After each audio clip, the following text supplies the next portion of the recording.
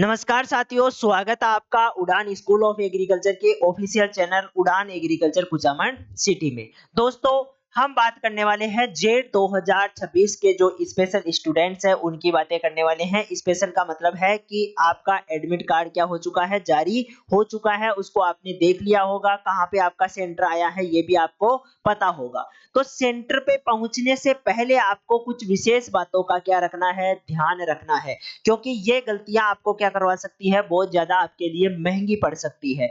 तो ये गलतियां आप जो माइन्यूट छोटी छोटी गलतियां हैं वो नहीं करें, उसके लिए हम पहले ही आपके लिए ये वीडियो लेकर आए हैं। तो जल्दी से इस चैनल को सब्सक्राइब करो, वीडियो को लाइक करो और अपने दोस्तों के साथ में इसको शेयर भी करो। ठीक है, क्या क्या इंफॉर्मेशन हम लेके आए हैं, क्या क्या चीजें हैं आपको ध्यान रखना है। ये जो पेज है वो आपका एडमिट कार्ड का सेकंड नंबर का पेज है, जिसमें दिशा निर्देश संस्था द्वारा जो एसकेआरयू है उसके द्वारा दिए गए हैं। दिशा निर्देश का मतलब है कि आपको कितने बजे आना है, क्या पहनना है, क्या नहीं पहनना है, जो है कितने बजे पहुंचना है, क्या करना है, क्या नहीं करना है, सारी बातें इसमें कही गई है। ठीक है, सबसे पहले परीक्षा का जो दिनांक है सबको पता है कि सर 27 जून आपका 27 जून 2026 शनिवार का दिन आपका क्या रहने वाला है, एग्जाम का दिन रहने वाला है। ठीक है, एक्चुअल में जो पेपर होगा वो कब होगा, 11 बजे से लेकर 1:10 तक क्या होगा, आपका पेपर देखने को मिलेगा। जनरली पेपर 2 घंटे का ही होता है, लेकिन ये जो 10 मिनट आपको मिलती है वो जो फिफ्थ ऑप्शन है, गोला भरने वाला जो ऑप्शन है, उसमें अनउत्तरित जो पेपर वो आपका क्वेश्चन रहता है उसके लिए ये रखे गए हैं 10 मिनट। तो इनका उपयोग आपको लास्ट में करना है। ठीक है, इसके अलावा हम ये कहते हैं कि आप जो जेट वाले स्टूडेंट है उनका तो पहली पारी में ही एग्जाम होगा। ठीक है, यानी कि आपको तो 11 बजे से ही जाना है। कुछ प्रीपीजी के कुछ स्टूडेंट है जैसे कि उद्यान विज्ञान वाले, वानिकी और गृह विज्ञान वाले, होम साइंस वाले, उनका पेपर सेकंड शिफ्ट में हो सकता है, तो उनके लिए ये सूचना है। ठीक है, आपको तो पहली पारी में ही जाना है। फिर 90 मिनट, लगभग 1.5 घंटा हो गया ये। ठीक है, 90 मिनट का मतलब कितना हो गया, 1.5 घंटे पहले आपको कहां पहुंचना है, परीक्षा केंद्र पे पहुंच जाना है, क्योंकि ये एक लंबी प्रोसेस होती है। वहां पर आप जाओगे, आपकी चेकिंग होगी, फिर आपके जो डॉक्यूमेंट्स है उनको चेक किया जाएगा, किसी प्रकार की कोई दिक्कत तो नहीं है ये देखा जाएगा, आपके जो कपड़े हैं उनको देखा जाएगा, फिर आपको जो है स्कैनिंग की जाएगी, आपकी फोटो वोटो खींची जाएगी, उसके बाद में आपको हॉल में पहुंचाया जाएगा, वहां पर रोल नंबर देखेंगे, वहां पर आपको बिठाया जाएगा। इसका मतलब इसमें बहुत ज्यादा टाइम लग जाता है, तो आपको पहले वहां पे जाना है। ठीक है, कोई भी लेट मत होना, ऐसा नहीं है वो होगा कि 1 मिनट के बाद में भी आपको जो है एंट्री मिल जाए, ऐसा नहीं होगा। इसलिए फिक्स टाइम पे या उससे पहले आप पहुंच जाना, ताकि आपको कोई दिक्कतें ना हो। इसके बाद में अगला है कि जो अपात्र विद्यार्थी है, अपात्र का मतलब हो गया कि मान लो किसी की एज नहीं हुई है, कोई 12th का नहीं है, कोई ने एग्रीकल्चर से नहीं कर रखी है, या कोई भी कारण हो सकता है, तो वो अपात्र विद्यार्थी पहले ही अपने आप को अलग कर ले, क्योंकि बाद में उनको किसी भी स्तर पर क्या किया जा सकता है, परीक्षा उनकी रद्द की जा सकती है। ठीक है, इसके बाद में केंद्र पर अपना प्रवेश पत्र जरूर लेकर जाए। 3 चीजें आपको परीक्षा केंद्र पर लेकर जानी है। 3 चीज क्या है, एक तो लेके जानी है प्रवेश पत्र, ठीक है, जो कि आपने निकाल लिया होगा, उसका आप फोटोकॉपी निकाल लेना, वो रखना है। ठीक है, दूसरा आपको लेके जाना है एक पासपोर्ट साइज की फोटो। ठीक है, फोटो बिल्कुल नई होनी चाहिए, और सबसे अच्छा निर्देशन में दे रखा है, देखो, जो आवेदन पत्र पर अपलोड किया गया था वो ही फोटो हो तो सबसे बेस्ट है। यानी कि ध्यान रखना है कि पहली बात तो फोटो आपकी वही हो जो कि आपने आपने ये भरा था, फॉर्म भरा था, उसी टाइम पे जो फोटो काम में ली थी वही लो।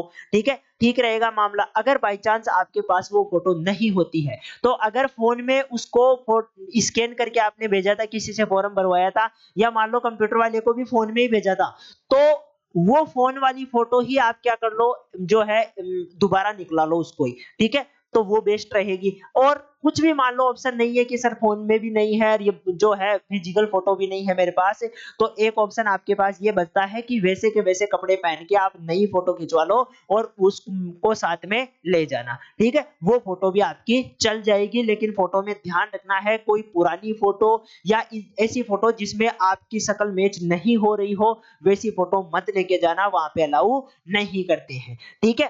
तो ये चीज आपको ध्यान रखनी है। इसके बाद में एक पहचान पत्र के लिए आपको क्या करना है, जैसे मान लो आधार कार्ड है, तो आधार कार्ड, नया आधार कार्ड जिसमें आपकी फोटो अच्छे से दिखाई दे रही हो, आप पहचान में आ रहे हो कि हाँ यही है पर्टिकुलर जो आदमी है वो, तो वो फोटो आप साथ में लेके जाना। और अगर आधार कार्ड बहुत पुराना है, उसमें फोटो बिल्कुल आप छोटे थे तब की फोटो है, तो उसको मत लेके जाना, अलाउ नहीं करते हैं। नया आधार कार्ड आपको होना चाहिए जिसमें नई फोटो आपकी साफ सुथरी दिखाई देनी चाहिए, ठीक है। आई बात समझ में, ये सारी चीजें हो गई। इसके बाद में नेक्स्ट चलते हैं, पहचान पत्र में मुख्य रूप से क्या-क्या हो सकता है। एक तो आईडी हो सकती है, ड्राइविंग लाइसेंस आपके पास है वो भी हो सकता है, पैन कार्ड आपके पास है वो भी हो सकता है, कोई पासपोर्ट है वो भी हो सकता है, और आधार कार्ड भी हो सकता है। ये 4 आईडी दी गई है, ठीक है। वोटर आईडी भी इसमें है, ठीक है। वोटर आईडी है, ड्राइविंग लाइसेंस है, पैन कार्ड है, पासपोर्ट है और आधार। हो सके तो 2 ले जाओ, एक तो आधार कार्ड भी ले जाओ और पैन कार्ड बना हुआ था वो भी ले जाओ, यानी कि 2 आईडी आप ले जाओगे तो कोई दिक्कत वाली बात नहीं है, वहां पे ऐसे नहीं कहेंगे कि 2 क्यों लाया है, ठीक है। तो 2 भी चल जाएगी, बाकी आधार कार्ड सही है, सही व्यवस्थित तरीके से है तो कोई दिक्कत वाली बात नहीं है, ठीक है। किसी भी कोचिंग संस्था का फोटो पहचान पत्र स्वीकार नहीं किया जाएगा। ऐसा नहीं है कि आप जो है किसी कॉलेज में वो कॉलेज में क्या किसी स्कूल में पढ़ा करते थे और उस स्कूल का जो आईडी कार्ड है वो आप दिखा रहे हो वहां जाकर, नहीं, वो अलाउ नहीं होगा, ठीक है। तो ये चीज है। इसके बाद में परीक्षा को प्रवेश पत्र, एक पासपोर्ट आकार की फोटो और मूल आईडी के बिना केंद्र में प्रवेश नहीं होगा। ध्यान दे लेना, तीनों चीजें आपके पास से होनी चाहिए। क्या होनी चाहिए? तीनों चीजें आपके पास से होनी चाहिए। इसके बाद में नेक्स्ट क्या करना है आपको, नेक्स्ट आपको चलना है, आगे बढ़ना है, ठीक है। नेक्स्ट क्या कह रहा है, नेक्स्ट कह रहा है कि 1 मिनट,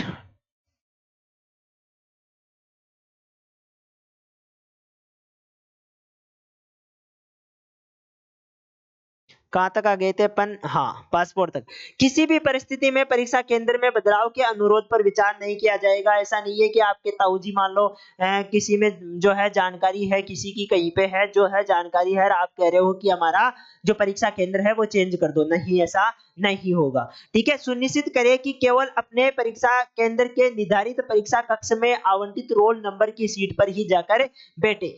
आपका परीक्षा केंद्र मैच कर लेना, ठीक है। वहां पे जाते ही कोड लिखा हुआ रहता है तो परीक्षा कोड मैच कर लेना, ठीक है, केंद्र वाला। उसके अलावा हॉल देख लेना किस हॉल में है, और इसके अलावा किस सीट पे आप बैठे हो, उस पे रोल नंबर आपके लिखे हुए हो, ये सारी बातें आप देख सकते हो, ये देख लेना। परीक्षार्थी ओमार सीट को भरने हेतु निरीक्षक अभी जो जागर है, यानी कि वहां पर जो एग्जामिनर आएगा वो उसके द्वारा दिया जाने वाला जो काला बॉल पेन है वो ही उपयोग में लेना है, बाकी आपको ऑप्शन ही नहीं रखने हैं, यानी कि पेन आपको लेके जाना ही नहीं है, वो ही आपको नया पेन देंगे, नया जो है ब्लैक कलर का बॉल पेन वो आपको देंगे जो ट्रांसपेरेंट होगा, उसमें कोई दिक्कत वाली बात नहीं होगी, वो आप इस्तेमाल करना। बाकी अपनी तरफ से पेन अलाउ नहीं करेंगे, आप लेकर भी जाएंगे तो संस्था जो आपकी वहाँ की स्कूल या कॉलेज जो भी है उसके आगे उसको रखवा लिया जाएगा, अंदर नहीं ले जाने देंगे, ठीक है। ओमार सीट में कोई भी सुधार करने के लिए इरेजर का या कोई भी करेक्शन फ्लूइड का या व्हाइटनर का, ब्लेड का, इनका उपयोग नहीं कर सकते आप। किसी भी परिस्थिति में ओमार सीट नहीं बदली जाएगी, ध्यान देना है। मान लो आपसे कोई गलती से कोई गलत गोला भर जाता है, ठीक है, तो उस गोले में कोई करेक्शन करने का, उसको खुरचने का ये प्रयास नहीं करने हैं, ठीक है। अगर गलत भर गया तो ऐसे समझ लेना कि किस्मत में एक क्वेश्चन लिखा हुआ ही नहीं था, तो उसको छेड़ना नहीं है, ठीक है। बाकी उसमें वो नहीं होगा करेक्शन की मैं ओमार चेंज करवा लूं या दूसरी ले लूंगा, नहीं, ऐसा नहीं होगा। तो ओमार को बिल्कुल ध्यान से, और साथ में स्टार्टिंग में जो रोल नंबर है उनको ध्यान से आराम से, चाहे 5 मिनट ज्यादा ले लेना कोई दिक्कत नहीं है, लेकिन आराम से रोल नंबरों को पूछ पूछ के, देख देख के आराम से पढ़ना है। कोई चीज समझ में नहीं आ रही है तो एग्जामिनर को पूछ लेना है, ठीक है। आई बात समझ में, ये बात हो गई। इसके बाद में नेक्स्ट बात करते हैं, केवल जेट परीक्षा की ओमार सीट में विषय 5 विषयों में से आवश्यक रूप से 3 विषय आपको क्या करने हैं, 12वीं के जो आपने उत्तीर्ण किए हैं वो वाले गोले भरने हैं। जैसे मान लो आप एबीसी यानी कि एग्रीकल्चर, बायोलॉजी और केमिस्ट्री से हो तो एबीसी आप भरोगे, अगर आप मैथ वाले हो तो मैथ भरोगे। तो इस प्रकार से आप तो एग्रीकल्चर वाले हो तो एबीसी आप 3 ही एग्जाम, क्योंकि उसमें फिजिक्स का भी होगा, फिजिक्स और मैथ का भी पेपर होगा, तो उनको आपको नहीं देखना है, आपको 3 पेपर ही उसमें से अटेम्प्ट करने हैं और तीनों के ऊपर गोला भी भर के आना है कि एग्रीकल्चर का, बायो का और केमिस्ट्री का हम पेपर अटेम्प्ट कर रहे हैं। ठीक है, आई बात समझ में? तो ये बातें भी आपको ध्यान रखनी है। इसके बाद में है परीक्षार्थी को किसी भी प्रकार के electronic gadget, smart watch, calculator, घड़ी, मोबाइल फोन, किसी भी प्रकार का कोई भी इलेक्ट्रॉनिक आइटम आपको साथ में नहीं ले जाने दिया जाएगा। कोई भी किताब, नोटबुक, लिखित नोट्स कुछ भी आपको अनुमति नहीं दी जाएगी। ठीक है, नकल करते हुए, बात करते हुए या सहायता करते हुए या किसी अनुचित साधन में आप पकड़े जाते हो, पाए जाते हो तो परीक्षार्थी को अयोग्य घोषित कर दिया जाएगा एवं जिसकी जिम्मेदारी परीक्षार्थी की खुद की होगी। तो टीपा टापी भी आप नहीं कर सकते। ऐसा नहीं है कि किसी दोस्त को पूछने लगे, व्यवहार बना लिया वहां जाके। ठीक है, तो ऐसा नहीं करना है। ये वाली बातें भी आपको ध्यान रखनी है। इसके बाद में नेक्स्ट अपन चलते हैं।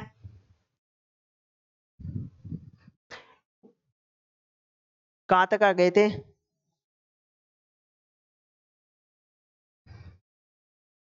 हम्म।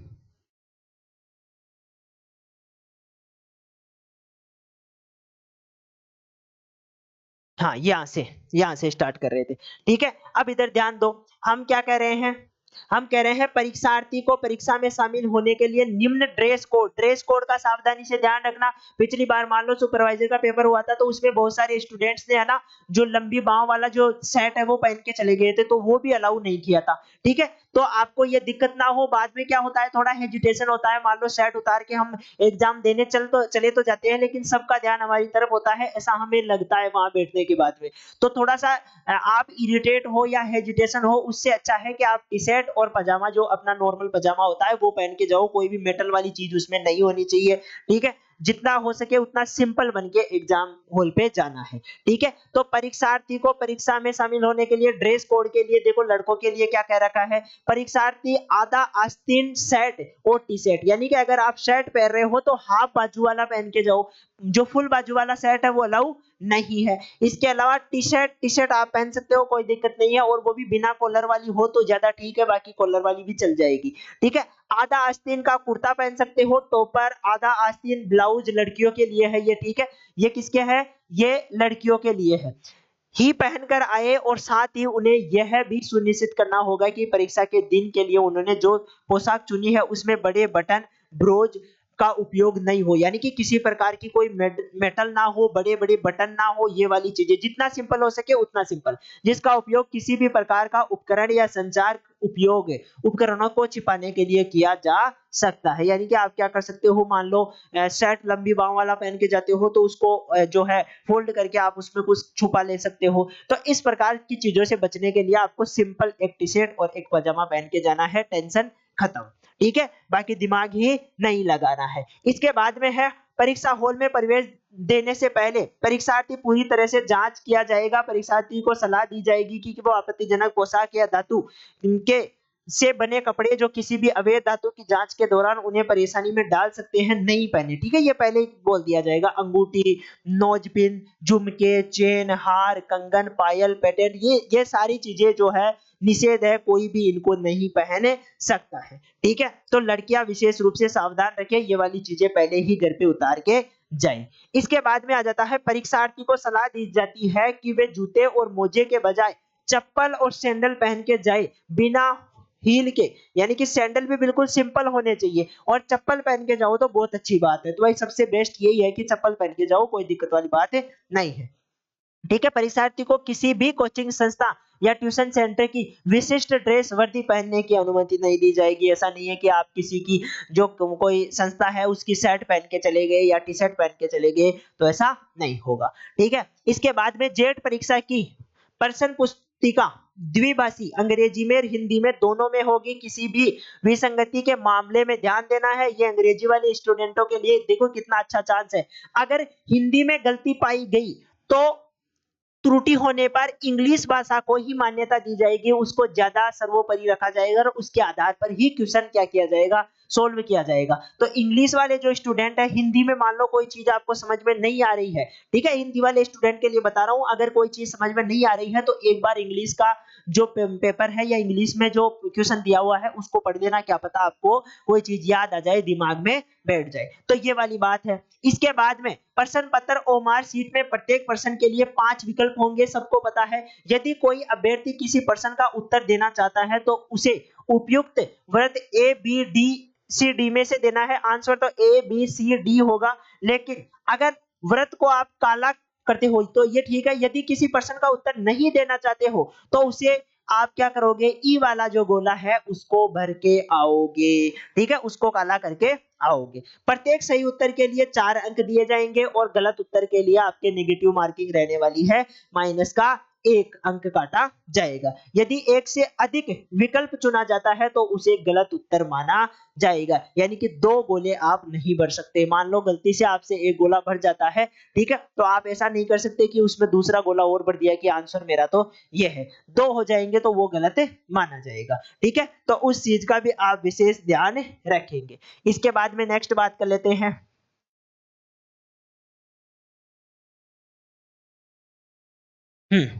अब देखो, प्रत्येक सही उत्तर के लिए 4 अंक दिए जाएंगे और गलत उत्तर के लिए 1 काट दिया जाएगा, ये तो हम कर ही चुके हैं।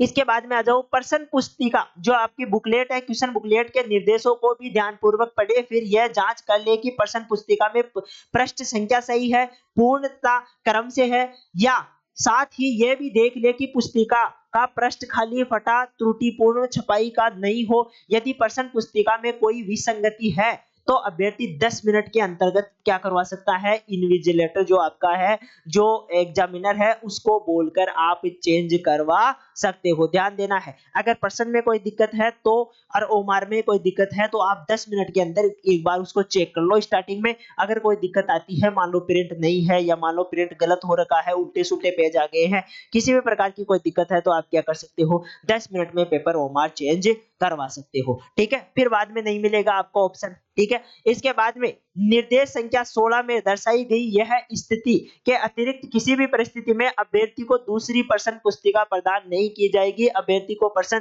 पुस्तिका को संभालने और ओमार शीट पर उत्तर को चिन्हित करने में सावधानी रखने की सलाह दी जाती है। जितना सावधान रह सको उतना सावधान रहो, ठीक है? इसके बाद में परीक्षार्थी उपस्थिति पत्र यानी अटेंडेंस शीट पर निर्दिष्ट सूचना का पूर्ण इंद्रांकन कर अपने हस्ताक्षर करें, यानी कि वहां पर आपको एक पूरी शीट दी जाएगी जिसमें पापा का नाम, आपके रोल नंबर, आपका खुद का नाम और जो साइन है आपके और फोटो लगी हुई आपको देखने को मिलेगी। वहां पर आपको प्रेजेंट लिख के आना है, भाई हाँ मैं प्रेजेंट हूँ, और साथ में आपका साइन भी करके आना है। तो वो वहां पे करवा लेंगे, वो तो उन एग्जामिनर्स का काम है, कोई दिक्कत नहीं है। परीक्षा कक्ष छोड़ने से पूर्व परीक्षार्थी को ओमार को उसको सबमिट करवा के आना है, वहां पर देकर आना है, लेकर नहीं आ सकती।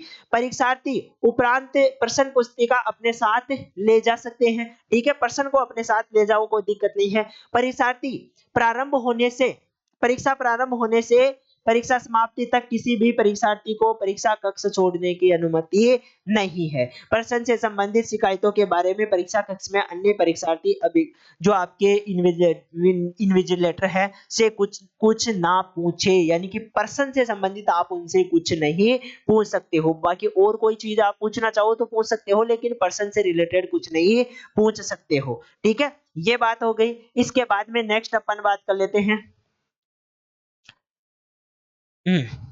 अब देखो, इसके बाद में है परीक्षार्थी को केंद्र अधिक से जो आपके नियुक्त अधिकारी द्वारा दिए गए निर्देशों को अनिवार्यतः पालन करना होगा। ऐसा न करने अथवा परीक्षा केंद्र पर किसी प्रकार की अनुचित व्यवहार करने पर परीक्षा में अनुचित साधनों का प्रयोग उपयोग करने से परीक्षार्थी के विरुद्ध केंद्र अधीक्षक जो भी उचित समझे कार्यवाही कर सकता है तथा परीक्षार्थी के खिलाफ राजस्थान सार्वजनिक परीक्षा अनुसूचित साधनों की रोकथाम अधिनियम 1992 के अंतर्गत क्या कर सकता है, कार्यवाही भी कर सकता है। इतनी नौबत नहीं आएगी, मुझे पता है, ठीक है? सब सियाने बच्चे हैं। परीक्षा में बैठने के लिए किसी प्रकार का कोई यात्रा भत्ता नहीं दिया दे होगा और परीक्षा कक्ष में धूम्रपान, इसके अलावा मदपान, चाय, गुटखा, किसी प्रकार की कोई चीज आप नहीं कर सकते, ठीक है? कृपया इस प्रश्न पत्र को भविष्य के लिए रिकॉर्ड के लिए ये सावधानी पूर्वक संभाल कर रखें, क्योंकि इसे रिपोर्टिंग प्रवेश के दौरान दस्तावेजों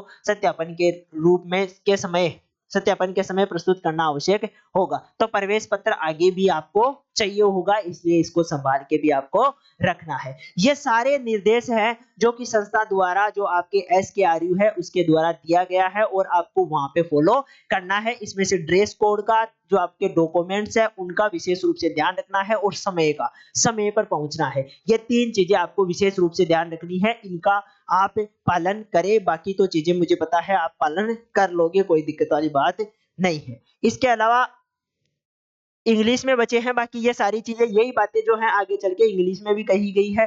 ठीक है, आप उनको पढ़ना चाहो तो पढ़ सकते हो, बाकी नहीं पढ़ना चाहो तो कोई दिक्कत वाली बात नहीं है। मेरे हिसाब से आपको चीजें समझ में आ गई होगी। एक बार दोबारा से मैं बता देता हूँ, टाइम पे जाना है, 1.5 घंटा पहले पहुंचना है। ठीक है, आपके प्रवेश पत्र, एक फोटो और एक आईडी कार्ड आपको लेके जाना है साथ में। और ड्रेस कोड में सिंपल आपको क्या करना है, जितने सिंपल कपड़े हो सके उतने पहन के जाने हैं। टी शर्ट और पजामा पहन के जाओ, बहुत अच्छा है। बाकी आप जो है हाफ बाजू का जो सेट है वो भी पहन के जा सकते हो, और लड़कियों को भी विशेष जो है टी शर्ट और पजामा पहन के जाए तो सबसे बेस्ट रहेगा आपके लिए। ठीक है, बाकी मेरे हिसाब से आपको सारी बातें समझ में आ गई होगी। आराम से आपको एग्जाम दे के आना है, किसी प्रकार की कोई दिक्कत या कोई टेंशन महसूस नहीं करनी है, अपने आप पे विश्वास रखना है। मिलते हैं नेक्स्ट वीडियो में, तब तक के लिए धन्यवाद।